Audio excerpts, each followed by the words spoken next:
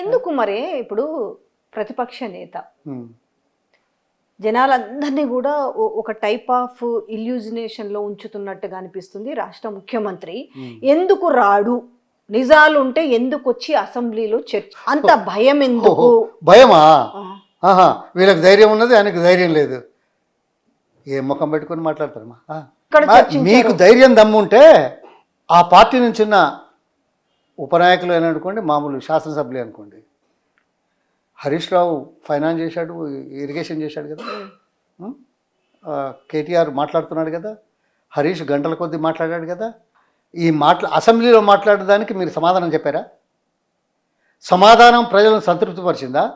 మీరు చెప్పిన సమాధానాలు ఒకవేళ చెప్పగలిగితే లేవనెత్తిన అంశాల్లో ఏ ఒక్క భాగం చెప్పినా, అన్నీ చెప్పలేదు నాకు తెలుసు. అది మొదలు వీళ్ళకు అది లేదు, అవగాహన లేదు.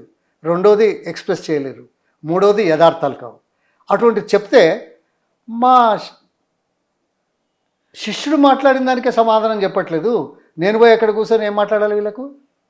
నువ్వు అది మాట్లాడిన తర్వాత ఇంకా నువ్వు కనుక మంచిగా చేస్తే ఆయన వచ్చి మాట్లాడతాడు. కానీ బాధ్యత కదా.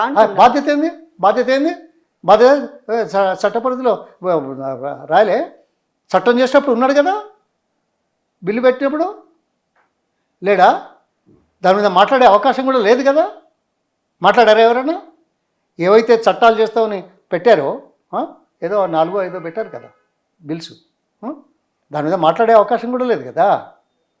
ఆ జీవోలు ఇదివరకే ఇచ్చారు, ఇప్పుడు బిల్లు పెట్టారు, రేపు అయిపోయింది, పాస్ అయింది అంటారు. దాని మీద మాట్లాడే అవకాశం ఉందా?